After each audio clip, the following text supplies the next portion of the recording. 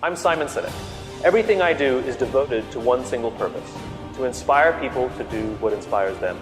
He's the two-time best-selling author whose ideology has captured the imagination of some of the most important leaders of our time, including the heads of many Fortune 500 companies, the US government, and multiple branches of the military, and the United Nations. Our next speaker is going to inspire you to do exactly that, to change how you think, to change how you approach life and how you approach work. There's no one quite like him. Motivational speaker, ethnographer, and the author of 3 New York Times bestsellers. Simon's TED Talk on the concept of why is the 3rd most watched of all time. Please help me in welcoming the incomparable Simon Sinek. Do you love your wife? Yes. Right? Prove it. Like, what's the metric? Give me the number that helps me know, right? Because when you met her, you didn't love her, right? Now you love her, right? Tell me the day the love happened. It's an impossible question, right? But it's not that it doesn't exist, it's that it's much easier to prove over time, right? So all leadership is the same thing. It's about transitions. So if you were to go to the gym, right? It's like exercise, right? If you go to the gym and you work out and you come back and you look in the mirror, you will see nothing. And if you go to the gym the next day and you come back and you look in the mirror, you will see nothing, right?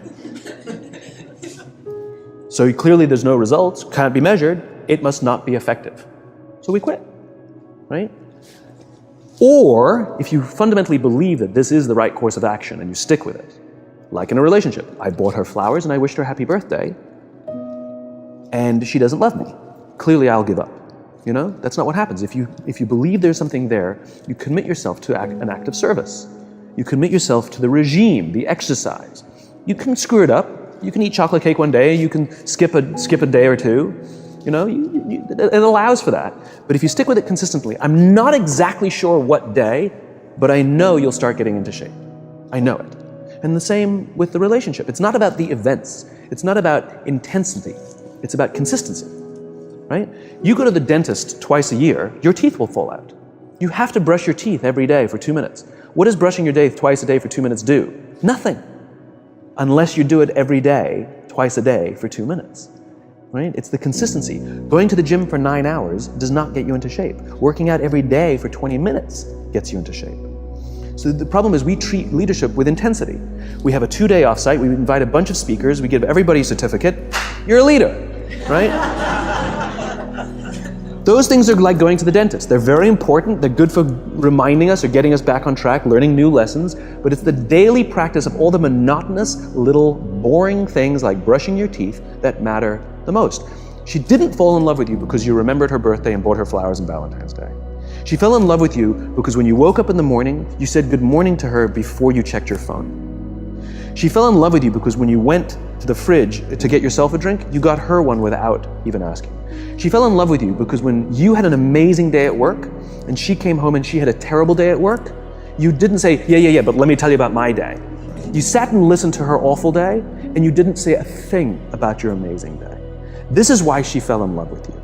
I can't tell you exactly what day, and it was no particular thing you did. It was the accumulation of all of those little things that she woke up one day and as if she pressed a button, she goes, I love him, right? Leadership is exactly the same. There's no event. There's no thing I can tell you you have to do that your people will trust you. It just doesn't work that way. It's an accumulation of lots and lots of little things that anyone by themselves is innocuous and useless. Literally, pointless by themselves. People will look at little things that are good leadership practices and say, that won't work, and you're absolutely right. But if you do it consistently, and you do it in combination with lots of other little things, like saying good morning to someone, that looking them in the eye. My friend George, who's a 3-star general in the Marine Corps, he says his test for leadership, and I love this, he goes, his test for a good leader is if you ask somebody how their day is going, you actually care about the answer. Right? The number of times we're walking to a meeting, we're rushing, we go, how are you? Not good, I got to get to you later, I'm late for a meeting. Right. If you ask the question, you were standing there and you were listening to the answer. It's those little innocuous things that you do over and over and over and over that people will say, I love my job. Not I like my job. I like my job means, yeah, the challenge is great, they pay me well, I like the people. I love my job means I don't want to work anywhere else. I don't care how much somebody else is willing to pay me. I'm devoted to the people here, and I care desperately about the people here as if they were my family. In business, we have colleagues and coworkers. In the military, they have brothers and sisters. That's how they think of each other, right? If you really have a strong corporate culture, the people will think of each other like brothers and sisters. It's like a family, right? No, brothers and sisters. Deep love. Fight, but the love doesn't go away, right? Bicker, the love doesn't go away. And I'll fight with my sister, but if you threaten my sister, you're gonna have to deal with me. Right? We'll fight internally, we'll bicker with each other, but nobody's gonna hurt each other, and if anything from the outside shows up, you're looking at a unified front. Brothers and sisters. Now, how do you create brothers and sisters out of strangers? Common beliefs, common values, parents, in other words, executives who care about their children's success, who care to raise their children, teach them skills, discipline them when necessary, help them build their self-confidence so that they can go on and achieve something more than you could have ever imagined achieving for yourself. That's leadership, an absolute love and devotion for the people who've committed their lives to this enterprise. That's such a brilliant reframe. It's so simple and so beautiful and unbelievably hard work. It is and it isn't. Here's why it is. You said it, it's hard to measure, right? It's hard for me to show. It's hard to measure in the short term. It's very easy to measure in the long term. Over the long term, the traditional metrics will go up. All your revenues, profits, market share, the traditional metrics will go up, and more importantly, they'll go up more stably, right? You will be able to weather hard times better because the people will come together, they won't abandon ship, right? Over the long term, the traditional metrics are just fine. But also over the long term, your churn will go down, right? You won't be going through employees as much, right? Over the long term, you'll find that loyalty is much higher, that people will turn down better paying jobs, right? Over the long term, all the traditional metrics are just fine, and then some. It's only the short term that it's hard to measure. I was staying at the Four Seasons in Las Vegas, which is a wonderful hotel. And the service there is really great. The reason it's such a great hotel is because of the people who work there. And I had an experience with a young man by the name of Noah. And Noah's a barista in the coffee shop that they have just there in the lobby. And I was buying a cup of coffee, and Noah was charming and funny and engaging. And I think I gave 100% tip. I think my $5 coffee, I think I gave a $5 tip. I mean, this guy was great. I loved talking to him. He was a joy. And I asked him, do you like your job? He said to me, I love my job, without skipping a beat. Wow. And I asked, what is it that the Four Seasons is doing that you love your job so much? He says, without skipping a beat, he says, throughout the day, managers will walk past and ask how I'm doing and if there's anything that I need. He said, not just my manager, any manager. Wow. He says, I feel supported here. He says, quote, I can be myself, right? Then, it's magic. And then he says to me, I also work at Caesar's Palace.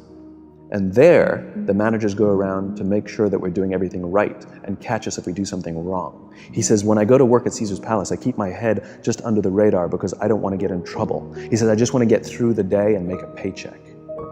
Right? Wow. Same person. Right. The experience that I have at the Four Seasons will be diametrically opposite to the experience that I have at Caesar's Palace, not because of Noah, but because of Noah's leadership. Right. And the joke is, if I were to go talk to the managers over at Caesar's Palace and say, it's you, they'll say, but you don't understand, we cannot get good work out of our people. Look, no matter how hard we try and how hard we push them, they just don't, so we either have to replace them or push them harder. No.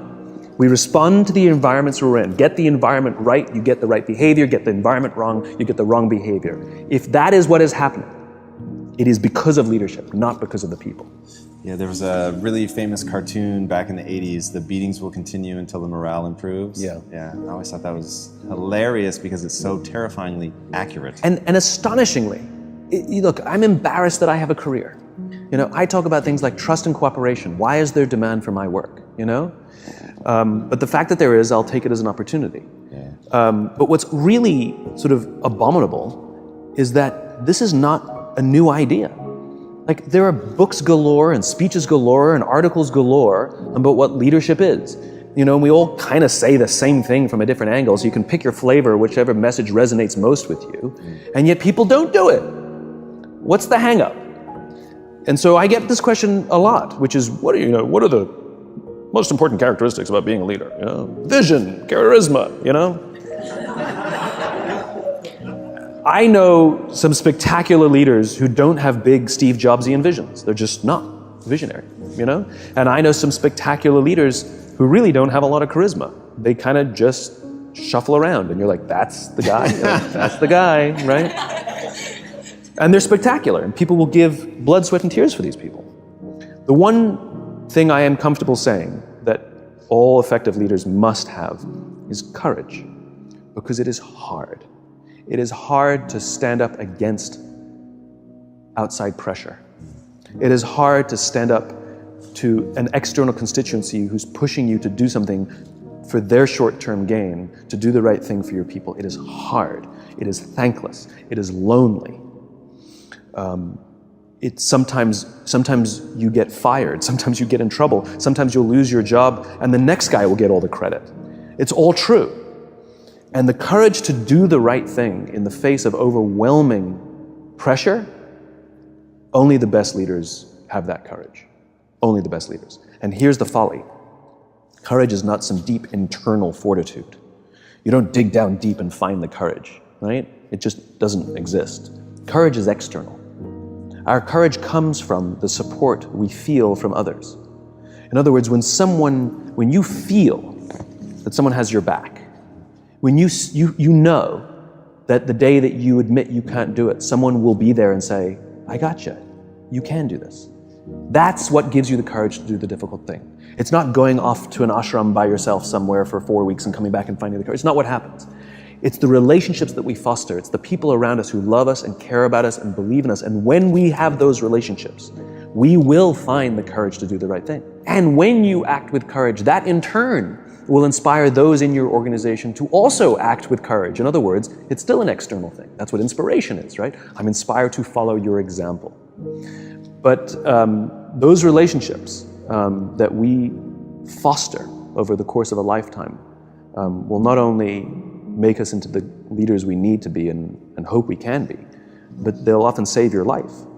They'll save you from depression, they'll save you from giving up, they'll save you from any matter of negative feelings about your own capabilities, your own future. When someone just says, I love you, and I will follow you no matter what. I want to talk about that for a second. Why do you think that something so innate, so deeply ingrained in us as love is so, like just yesterday, I can't believe this is true, this is actually true, I'm not making this up. Just yesterday, this will mean something to you guys, I looked Ron Penna in his eyes and I said, I love you. And I said it like 100%, is my business partner, I said it 100% sincerely. It was just one of those moments where you want to connect and remember, but that's so weird, like I don't do that often. And it's so interesting that it becomes out of context, Sure. Maybe is the best way to say it, because like at home with my wife, it's so easy and I love to embody it and I love to feel it and it makes me feel awesome. But then I come into the office and there's something about the context that makes it weird. Yes, two perspectives. One is, this is what vulnerability is, right? Being vulnerable doesn't mean crying. Being vulnerable means willing to admit you made a mistake. Being vulnerable is the willingness to say, I need help. Being vulnerable is the willingness to express the feelings you have towards someone without fear of what other people may think of you by making that expression. And most people, especially if they don't have a trusting environment or a strong corporate culture, most people don't want to feel vulnerable. It's dangerous to feel vulnerable. If you admit you made a mistake or you don't know what you're doing, you've been promoted into a job that you have no clue or no business being in that job, lying, hiding, and faking is a much better option, right? But for the fact that it's more stressful and ultimately the results will falter, right? It's counterintuitive. But that's what a strong environment means. It means I can be vulnerable. So the fact that you can say that out loud means that there's a loving, trusting culture here that is okay with you being vulnerable. Nobody's thinking, oh my God, this company's going downhill. This guy's nuts. He's blubbering all over the place, That's not what people are thinking. I mean, some people are probably thinking it. But generally, that's not what people are thinking. If anything, people are going, cool. And that then inspires them to feel that they can also express vulnerability, like admit a mistake, like say they screwed up, like say they need help, but say, they want to offer help to someone and not fear that either. So that's one perspective. The other reason why stuff that I talk about or that you're talking about now is so often ignored is just because it's hard to measure. How do you measure leadership? How do you measure That's going to be one of my questions. How do you measure trust? They lack good metrics. It's very easy to measure revenues and profits and market share. So let's focus on those things, because I can like pull a lever here and see what happens over there. Right. But in terms of like trust, I'll pull a lever here and I won't see anything for 6 months. So it's not that I don't know that it exists. Everybody talks about the importance of culture, yet nobody seems to be focused on building it. I've never met a CEO in my life who doesn't think people are important, and yet every day they're making decisions that prioritize a number over a person, that literally don't care about people. They make decisions that literally brush people aside, because it's hard to measure in an ultra speedy, algorithmic world that we live in. What gets measured gets done.